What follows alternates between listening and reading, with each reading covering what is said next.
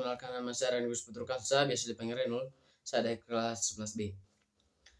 Jadi pada video kali ini saya akan membahas materi tentang larutan penyangga. Yang pertama kita masuk pada pengertian. Larutan penyangga atau buffer adalah larutan yang dapat mempertahankan pH tertentu terhadap usaha mengubah pH seperti penambahan asam, basa ataupun pengenceran. Dengan kata lain, pH larutan penyangga tidak akan berubah secara signifikan walaupun pada larutan tersebut ditambahkan sedikit asam kuat, basa kuat, atau larutan tersebut diencerkan. Terus poin yang kedua, jenis larutan penyangga.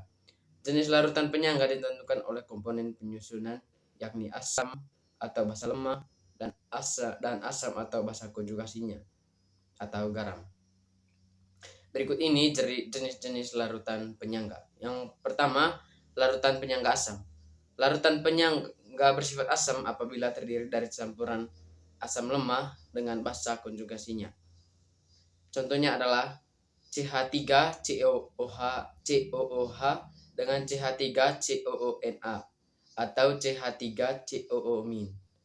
Basa konjugasi CH3COO- ini dapat diperoleh dari larutan garamnya, yaitu dari kation logam dari masing-masing anionnya, misalnya CH3COONA, CH3COOK, CH3COO, HCO3K, dan lainnya.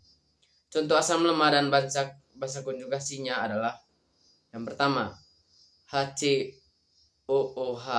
dengan HCOO-, yang kedua H2CO3 dengan HCO3-, terus H2PO4 dengan HPO42-, terus HF dengan F-. Terus yang kedua, larutan penyangga basa. Larutan penyangga bersifat basa apabila terdiri dari campuran basa lemah dengan asam konjugasinya. Contohnya adalah NH4OH dengan NH4 atau NH4Cl. Asam konjugasi NH4 ini dapat diperoleh dari larutan garamnya, yaitu dari anion logam dari masing-masing kationnya, misalnya NH4Cl, NH4Br, NH4NO3, NH4 dan lainnya. Contoh asam dan asam adalah C6H5NH2 dengan C6H5NH3Cl. Terus yang ketiga, pembuatan larutan penyangga. Pembuatan larutan penyangga terdiri dari dua cara, yaitu secara langsung dan tidak langsung.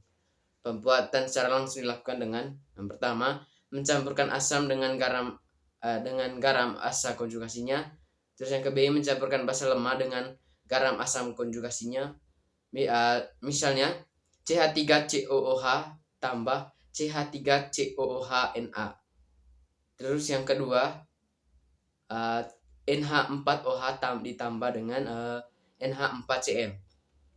Pembuatan larutan penyangga secara tidak langsung dilakukan dengan yang pertama, asam lemah dalam jumlah berlebih dengan satu basa kuat sehingga bereaksi menghasilkan garam basa konjugasi dari basa lemah tersebut.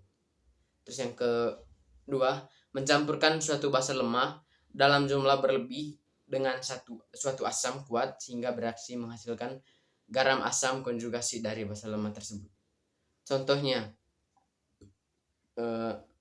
CH3COOH tambah NaOH direaksikan menjadi CH3COONA ditambah dengan H2O. Terus contoh yang kedua, NH4OH ditambah dengan HCl direaksikan menjadi NH4Cl ditambah dengan H2O.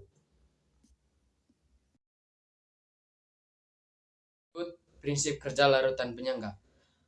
Larutan penyangga bekerja sesuai konsepnya bahwa larutan ini dapat mempertahankan pH awal larutan meskipun ke dalam larutan ditambahkan asam kuat maupun basa kuat atau air dalam jumlah tertentu. Terus bagaimana prinsip kerja larutan penyangga? Pada larutan bukan penyangga, ketika ditambahkan sejumlah mol, asam terjadi perubahan pH secara drastis.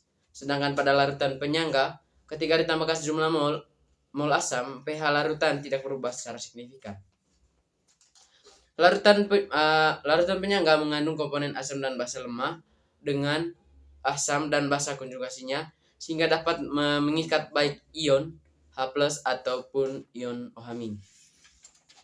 Sehingga penambahan sedikit asam kuat atau basa kuat serta sedikit pengenceran tidak bisa mengubah pH-nya secara signifikan. Kita masuk pada poin A, larutan penyangga asam.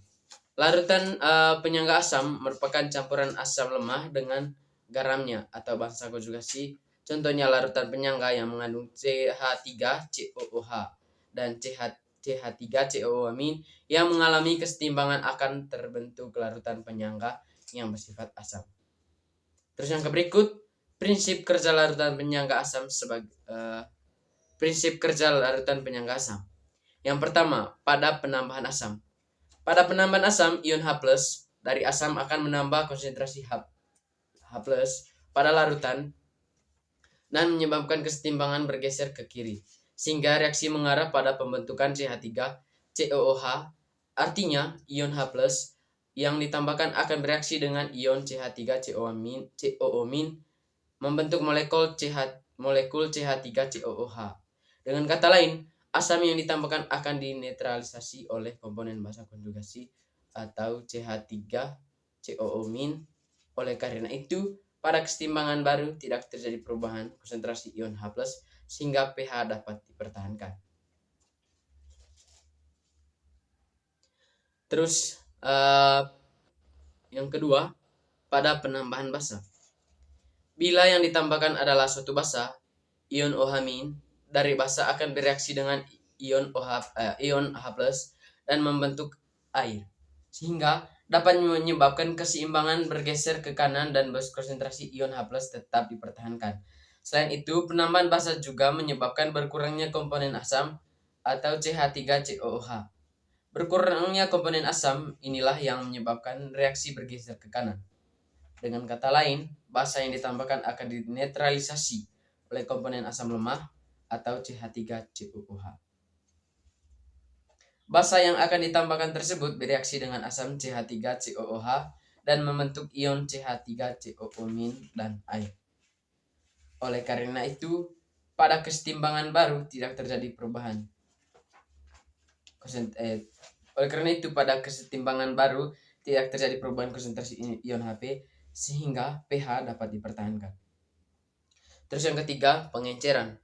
Pada penambahan air atau pengenceran, derajat ionisasi asam lemah CH3COOH akan bertambah besar, yang berarti jumlah ion H+ dari ionisasi CH3COOH juga bertambah, akan tetapi volume larutan juga bertambah.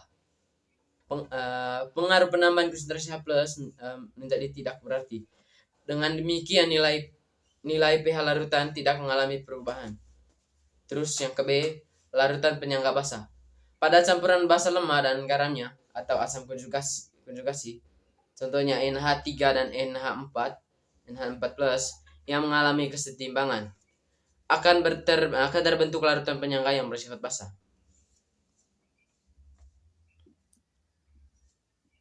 Terus prinsip kerja larutan penyangga basa sebagai berikut. Yang pertama, pada penambahan asam.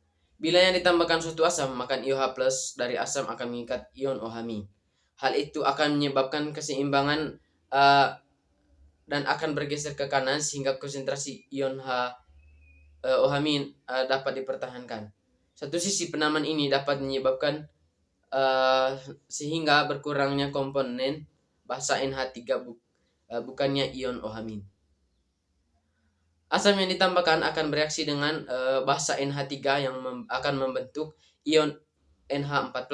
Oleh karena itu, pada kesetimbangan baru tidak terjadi perubahan konsentrasi ion OH- sehingga pH dapat dipertahankan.